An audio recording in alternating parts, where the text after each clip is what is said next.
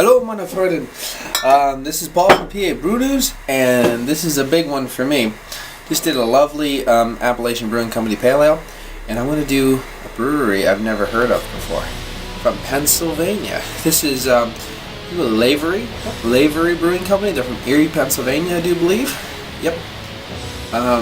This is their White Fire Wheat Ale. La Bealtaine. Yeah, so Beltane, la Beltane. I don't know what the hell that says.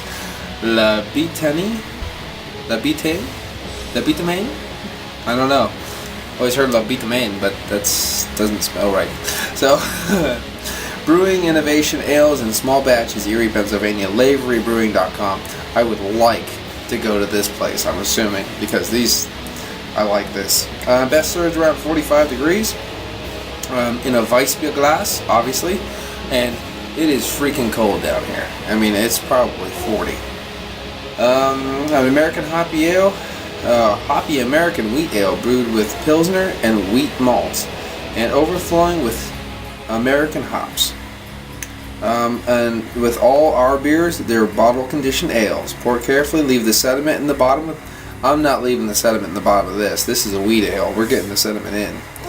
The Irish believe there is a time for a year, but the Irish believe there is a time of the year halfway between spring and solstice and summer equinox.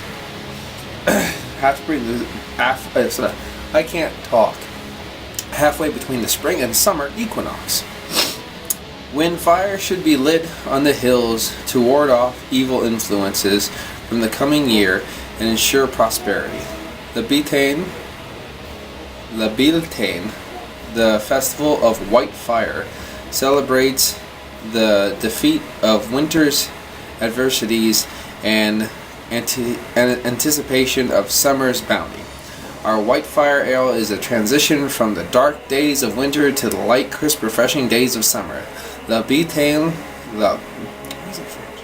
is a light-colored wheat-based beer with generous pine, tasting notes, American hops, sure to brighten your day. Enjoy the Bealtaine around your own backyard bonfires and join us in the celebration of life. Well, that was lovely, and if this is good, I definitely get a couple because I have major bonfires at my house. And actually, coming up here, is it March 31st? Something like that. I think it's Walpurgisnacht, and you do bonfires on Walpurgisnacht, so that's pretty cool. So there you go. Of course, I am one of those evil influences because I'm fucking metal. I just broke the nail. Oh my god. There you go. Anyway, I'm going to get this cracked open. We're going to give it a pour. I'm going to stop and then start again. Cheers. Here we go. Oh my god. That was a... Whoa. Holy moly macaroni. Okay, guys. Here, check this out. This is caked. I mean, you should probably just be able to see that. This is caked with yeast. Oh my god. You see that? Wow! And this was stored upright.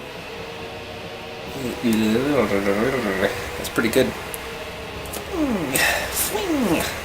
Anyway, the yeast seems to be on this side-ish. So I'm going to pour from this side. Alright. That's a lot of sediment. Wow. I've never got that in my home brews that much. It's like built up sediment.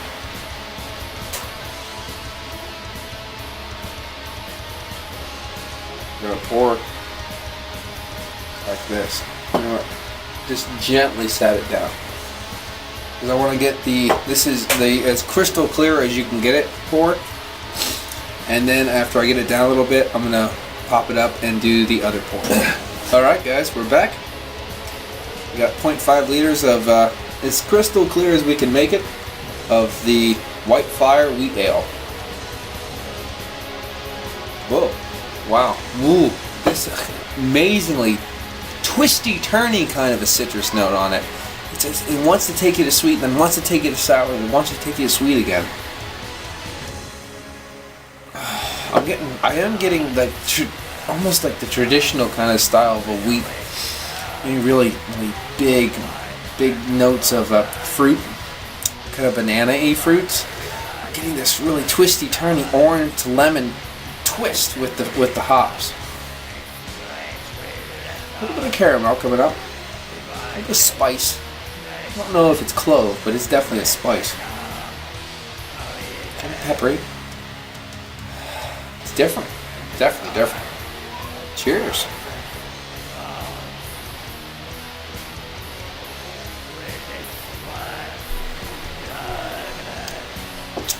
Earthy. Oh my god. It's weird. It's really herbal. You just grab weeds like nettle and stuff and just crush them up like that. Almost like a Leffe or that double X bitter from some Belgian brewery, the De Rank, I believe it's called, or La Ranky, yeah, it looks like that, but almost like that, but not quite, because it's not as bitter, as intense and overbearing. But it's weird, very herbal.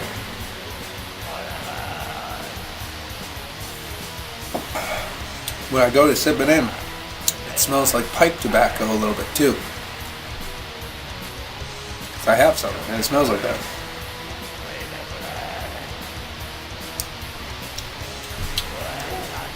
You're getting bready notes, high notes of breadiness.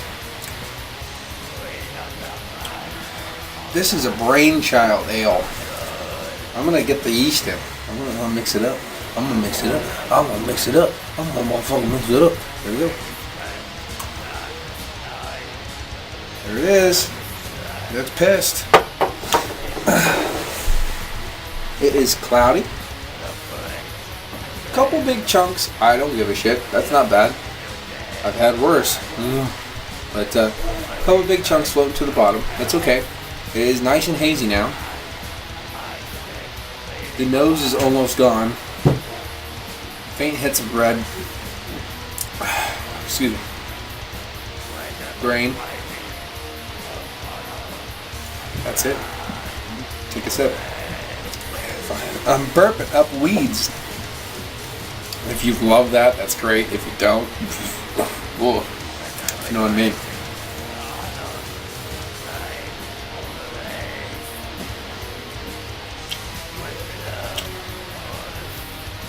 It's nice. You get that nice smoothness as you did before. Nice smooth. The bready notes are there. Slight bready, slight grain notes. The weedy herbal weeds, they're toned down when you put the yeast in. I noticed that with a lot of yeast. Once you put it in, a lot of, let's say, bready notes and stuff come up, but then anything else kind of really just sinks to the bottom, so you don't get them anymore. So if you do have a bottle conditioned beer that's a little bit too flavorful in a bad way for you, pop the yeast in. Might help.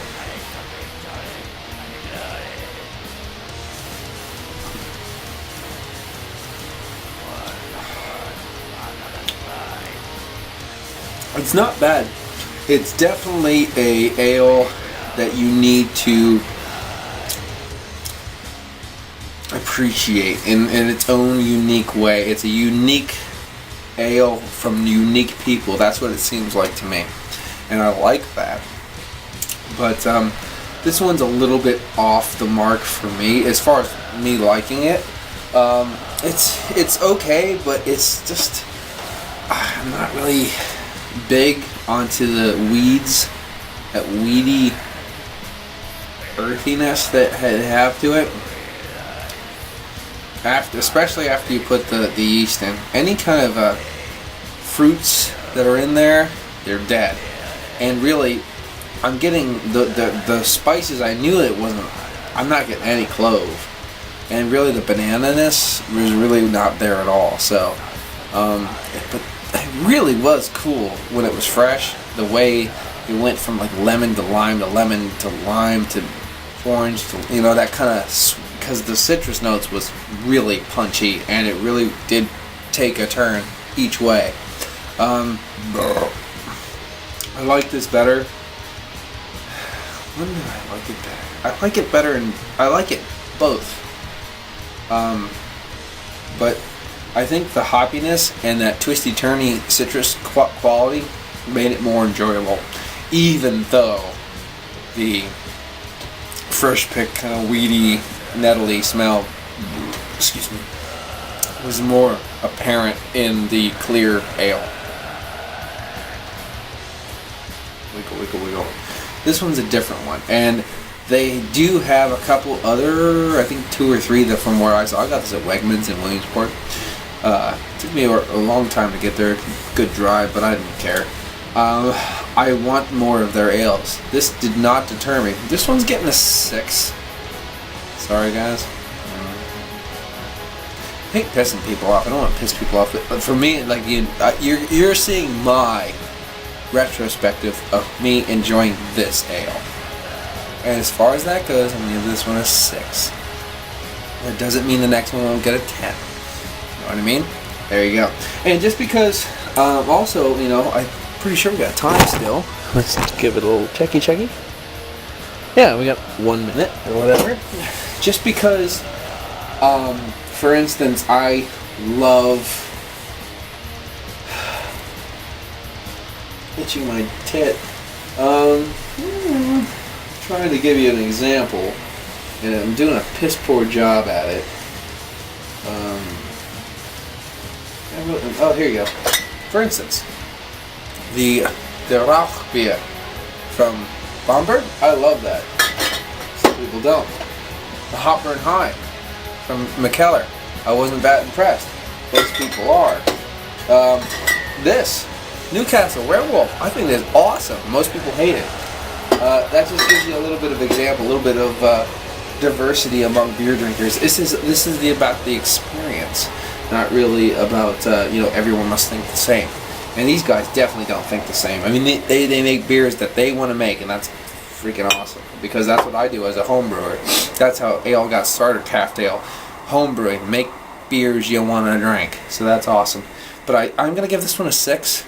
I'm gonna give this one a 7. No sediment. And a 6 with sediment, and I'll put that down in the review to let people know. Boom, bam, try it. Cheers.